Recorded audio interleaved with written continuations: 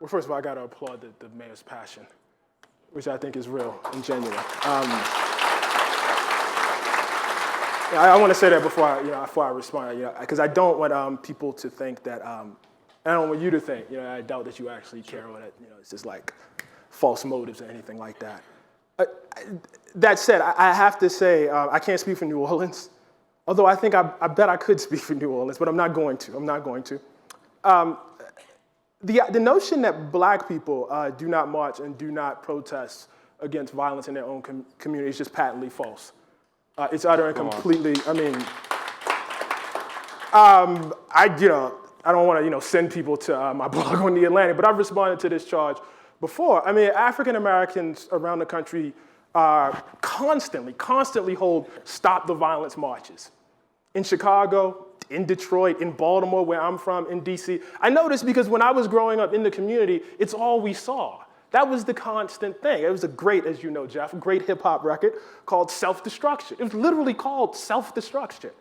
It was not focused on police violence. It was focused on what you guys would call black on black crime. I know this because, I live in Harlem right now. And at least, every couple, months or so, there's some sort of march coming down Lenox Avenue that's protesting. Literally, I was walking down the street with my wife just 2 weeks ago. We got a flyer on this, Stop the Violence. They weren't, marching about something down in South Carolina. Do you have a very different experience, or are you not seeing something in New Orleans? No, I want to respond.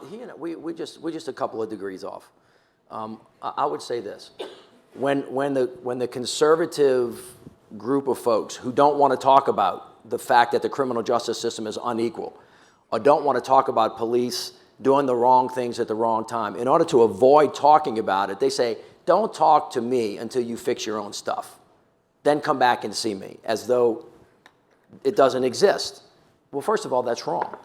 We ought to be addressing the issue of the disparate treatment of the criminal justice system for African Americans. In my state, we have more people in jail than anywhere else in America. I took you there. We went to Angola. There's 7,000 African American men that are in a prison right now, a maximum security prison. The distension that causes, the alienation is huge. So yes, criminal justice reform is important and necessary. Yes, police departments have to learn how to protect and serve. They have to learn how to see people based on their behavior, not the color of their skin. By the way, just like we have to learn how to see the police by their actions and not necessarily by the uniform. We have a huge amount of work. And yes, we can do all of these at the same time. But it is also true that we have a huge number of African Americans who are victims of violent crime, and we need to find a way to stop that because their lives matter. Now, it's also true, he said, that people march all the time. And the African American community and the white community, people get upset about crime and they show up at the mayor's doorstep and they say, you got to fix it, like I'm the only one. I created it and I'm the only one that can solve it, but that's okay.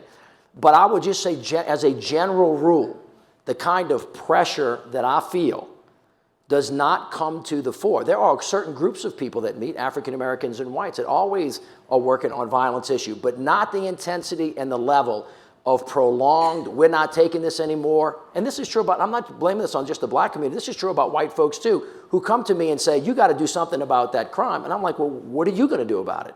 And when are you going to show up?